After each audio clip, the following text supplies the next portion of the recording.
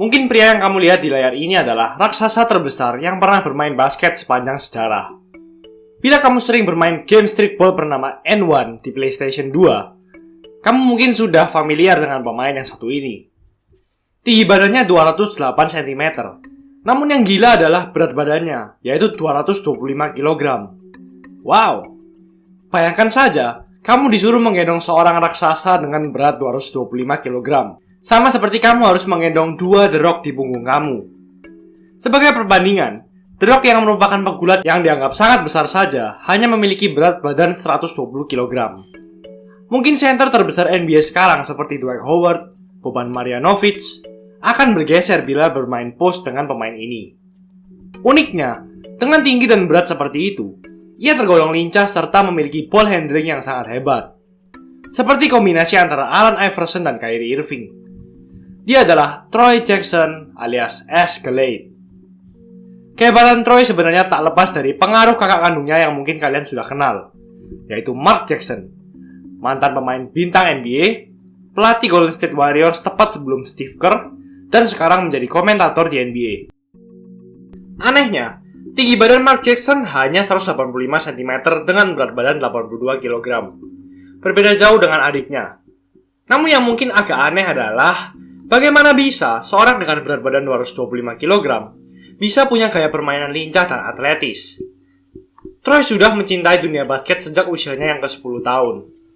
Ia berlatih pagi dan malam di Rucker Park, Harlem. Orang tuanya pun sangat berharap bahwa salah satu dari 6 saudara Troy harus ada yang masuk ke NBA. Dan akhirnya, di saat usia Troy 14 tahun, kakak kandungnya Mark Jackson masuk ke NBA. Pada tahun 1987, kakak kandungnya didraft oleh NBA di urutan ke-18. Hal tersebut mengubah hidup dari Troy secara signifikan. Bayangkan saja, di usiamu yang ke-14 tahun, Anda punya seorang kakak yang menjadi bintang NBA dengan bayaran yang pastinya sangat besar. Keluarga Troy menjadi sangat kaya karena kakak kandungnya. Namun hal tersebut berakibat motivasi dari Troy untuk masuk ke NBA menjadi hilang.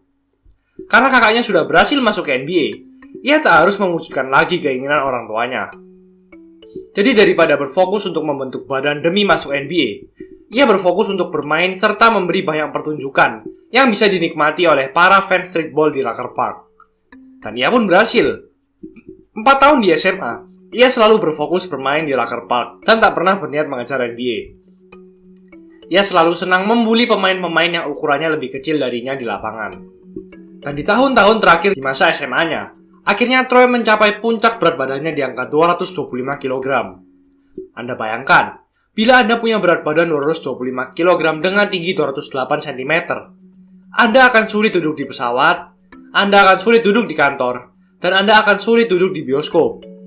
Meskipun tak memiliki keinginan untuk bermain di NBA, kombinasi dari tinggi dan berat badannya yang gila tersebut masih menarik perhatian dari para scouts untuk melihatnya bermain.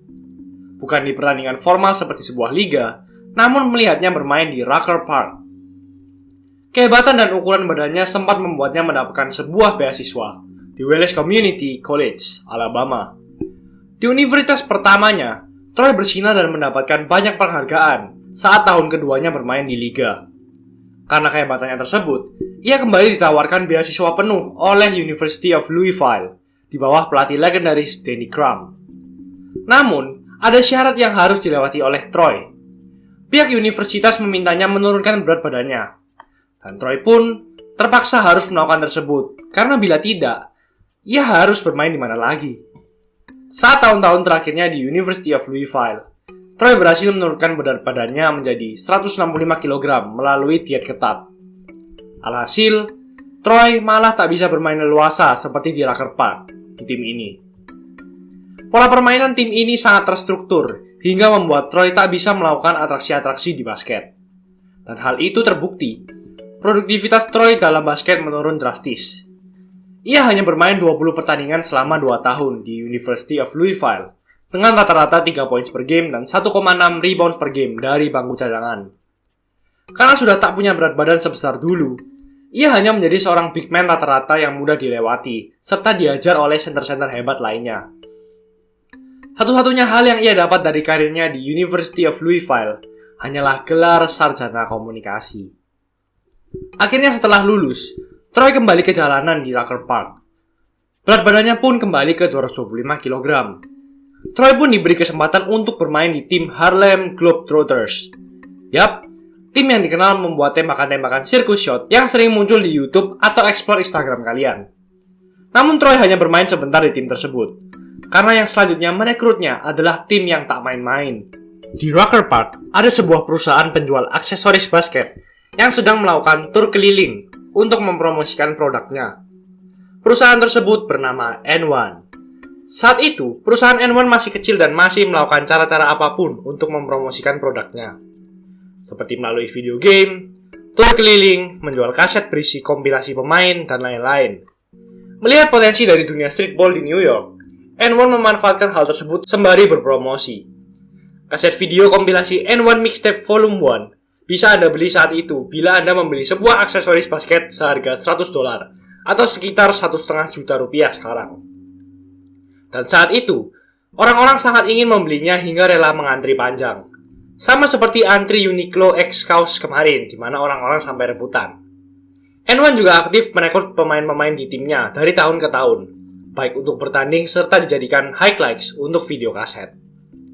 Hingga tahun 2002, N1 memiliki kontrak kerjasama bersama kanal televisi terkenal bernama ESPN. Beruntungnya, di tahun itu, N1 juga mengadakan pameran streetball bernama N1 Mixtape Tour, dan Troy bergabung dalam tim N1 Mixtape Tour tersebut. Dan mulai saat itu, ia menjadi terkenal dan sering tampil di ESPN akibat keunikan serta kemampuan yang dimilikinya. Dalam tim tersebut, tak hanya Troy yang terkenal, namun juga seorang pemain dengan kemampuan ball handling dan dribble yang gila.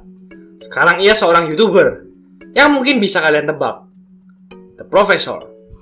N1 pun semakin menaikkan popularitasnya di Amerika Serikat dari kota ke kota, provinsi ke provinsi, bahkan negara ke negara. Popularitas N1 tak terlepas dari adanya Troy. Orang-orang berbondong-bondong ke lapangan hanya untuk melihat Troy Escalade membuli lawannya di lapangan. Puncak popularitas Troy berada di tahun 2005, ketika Troy serta The Professor berada di cover majalah Sport Illustrated. Sebuah majalah yang biasanya berisi pemain-pemain legenda dan pemain-pemain yang sangat hebat. Troy pun sudah mendapat stigma dari masyarakat sebagai raksasa. Ia berhasil mendapatkan popularitas dari sebuah liga kecil dan bukan dari liga terkenal seperti NBA. Hampir semua pemain NBA mengetahui dan mengenalnya. Ia juga memiliki kepribadian yang rendah hati dan baik. Hal tersebut juga membuatnya disukai para fans. Namun julukan raksasa yang ia miliki justru membuatnya jatuh ke sebuah bencana. Menjadi seorang dengan berat badan 225 kg dengan tinggi 208 cm, itu artinya ia terkena obesitas. Semakin bertambahnya usia, berat badannya semakin membuat performanya menurun. Ia menjadi semakin lambat. The Professor pun menyadari hal ini dan menyarankan Troy untuk mulai melakukan gaya hidup yang sehat, karena kalau tidak, ia bisa terkena berbagai penyakit. Karena saran The Professor tak ia dengarkan, The Professor pun sampai menemui kakak kandung Troy yaitu Mark Jackson. Namun Mark Jackson tak bisa berlaku apa-apa. Akhirnya kedua orang ini harus menerima fakta bahwa Troy tidak tertarik untuk menurunkan berat badannya. Ia lebih suka menjadi Troy yang sekarang. Troy dengan berat badan yang sangat besar serta julukan Escalade atau raksasa yang dimilikinya. Troy pun berada dalam dua keputusan yang sangat berat. Meneruskan berat badannya di angka 225 kg dan bisa membuli pemain-pemain kecil yang melawannya, atau mendengarkan saran kakaknya dan The Professor untuk menurunkan berat badan agar menjadi lebih sehat.